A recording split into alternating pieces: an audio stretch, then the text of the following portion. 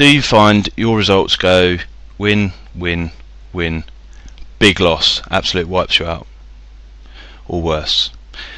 This clip's all about the 3 biggest problems, in my opinion, for anybody learning to trade Betfair.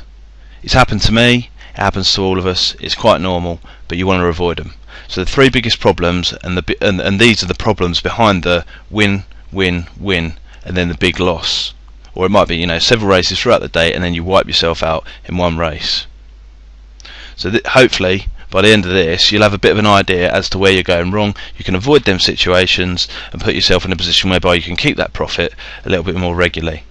So you can see on the screen there, first off, I've just got an example of a race here. This is the situations.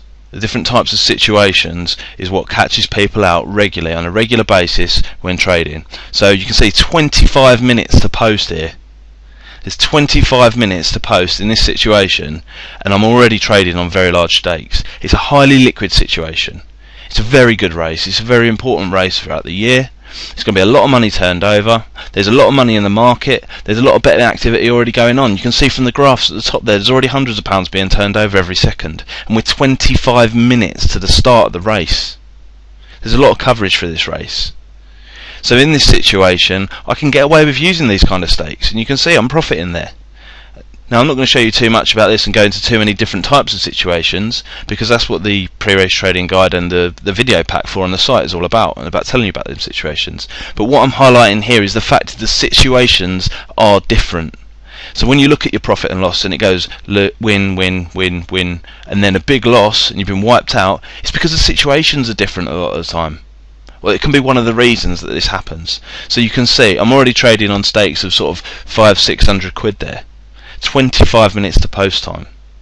Adversely, we've got a different clip here, 23 minutes to post time on a very mundane race, an average race on an average day, throughout the year, just completely, absolutely average. Not a huge amount of money turned over. Not a lot of money going over through the market right now. Maybe a couple of £2 stakes. So could I behave exactly the same way as I did in that previous race? No, not at all. And if I did, I'd be looking at one of those big losses we're talking about, the win-win-win, big loss. Because I'd be treating it the same. However, it is not the same. Every race is unique, there's different situations, you need to employ different tactics in different situations to get the results you want. And that's where a lot of people are going wrong with this. Because they might be, say for example, they might be learning to trade and they're getting quite good at scalping the markets, just for a few ticks here and there. And they come across some highly liquid situations like that previous race, and they win and they win and they win and they win.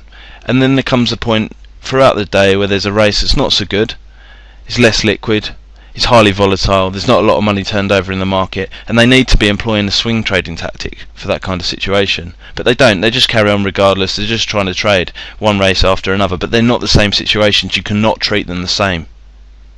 So if you did treat them the same, then you'd be looking at one of those big losses. So that's where you need to adapt and sort of evolve around the different situations. But before you do that, you need to even realise that these different situations exist, because every race is not the same. There's not the same things going on. There's not the same market forces behind them. It's not the same dynamic in the market.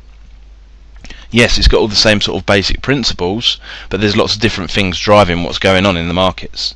And you'd be absolutely insane to be trying to treat this race as I was the previous race, or even expecting to get anywhere near the profit, if you could even possibly escape being absolutely wounded with a massive loss.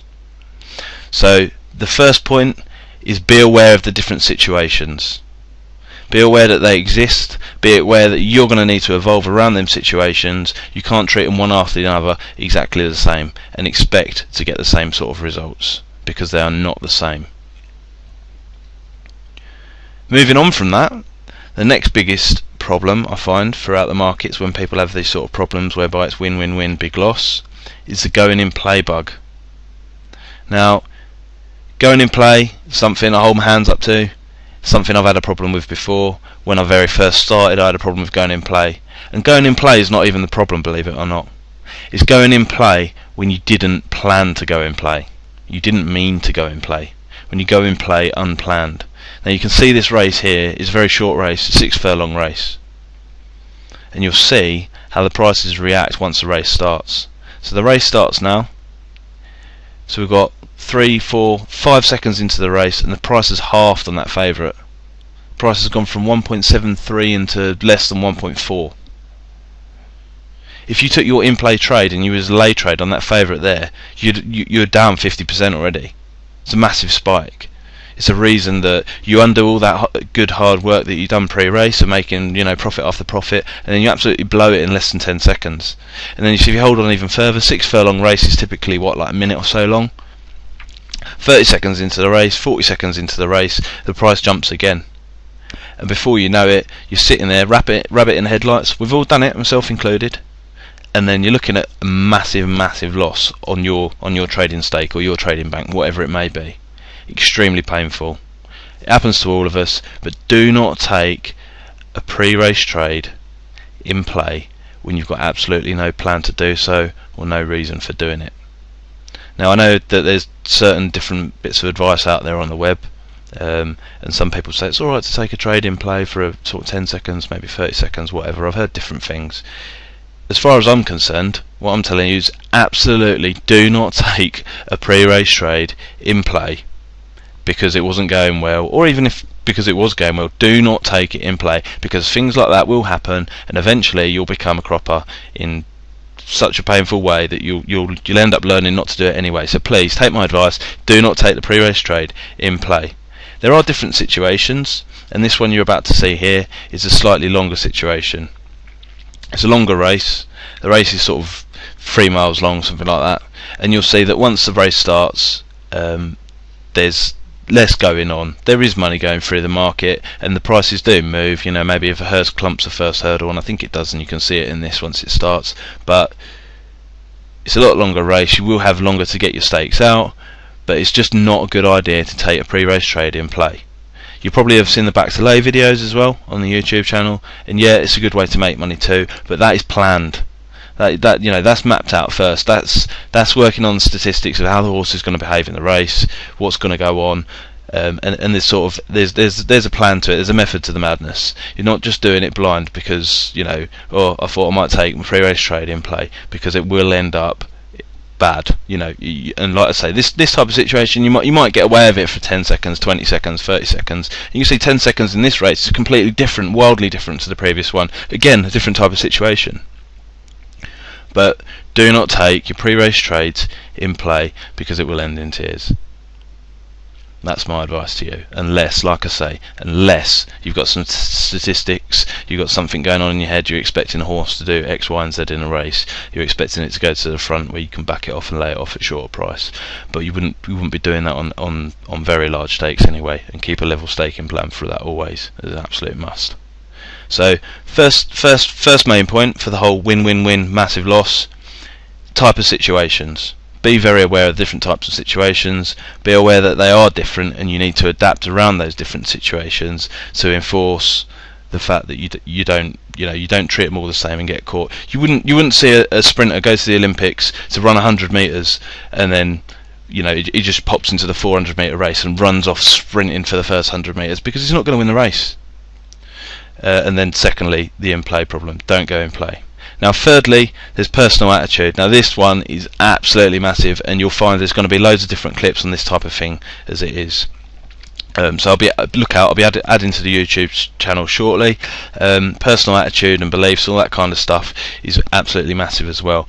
But what I want to highlight here is it's not just about the markets, it's not just about the different situations, it's not just about what's going on or your stakes or any of that kind of stuff. It's about what's going on in you, about your personal attitude, your personal outlook, your type of situation, how you're feeling at that point, that day. We all vary, we're only human, but your own personal attitude is a big problem to this too, because you can be going along race after race, making some steady profits. Something goes a little bit wrong, and it doesn't even have to be a losing market. It could just be a trade didn't go as you liked. You find yourself feeling a little bit angry. Before you know it, you're in trouble. It's all about your attitude.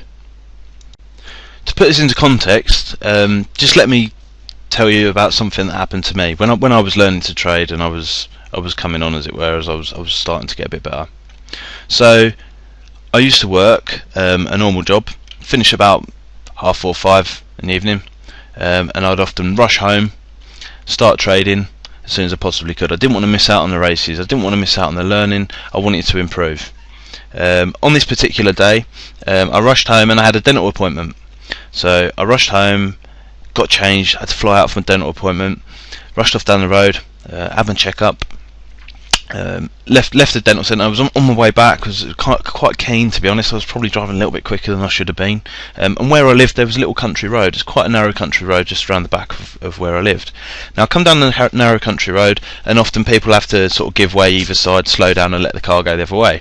On this occasion I thought, I can get through that gap. I was in such a hurry. I was kind of, it wasn't the best attitude in the world even then looking at it, but I was in a bit of a hurry to get home and I wanted to get on and get trading.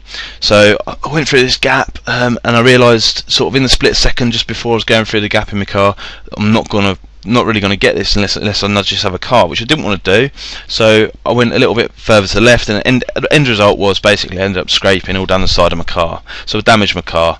I got out of the car, I was fuming. I was in a rush, I wanted to get back, I wanted to get trading, and I'd had a dental appointment, so I'd already missed more races than I would normally. Not a big deal, but to me at the time, I was in a hurry. So I got back in my car, raced home, still fuming about the fact that I just scraped down the side of my car and it was going to cost me more money. What did I do?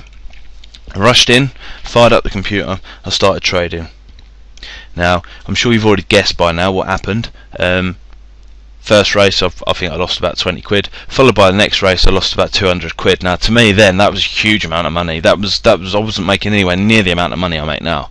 I wasn't making anywhere near that. So that was a massive loss for me. That was like a week's money or something trading at the time. And that was all down to the fact that I had a bad attitude. And I mean, race after race, it can get worse when you're trading, and you need to kind of keep yourself in check and be aware of how you are and your sort of attitude on what's going on in the markets. You can't force the market.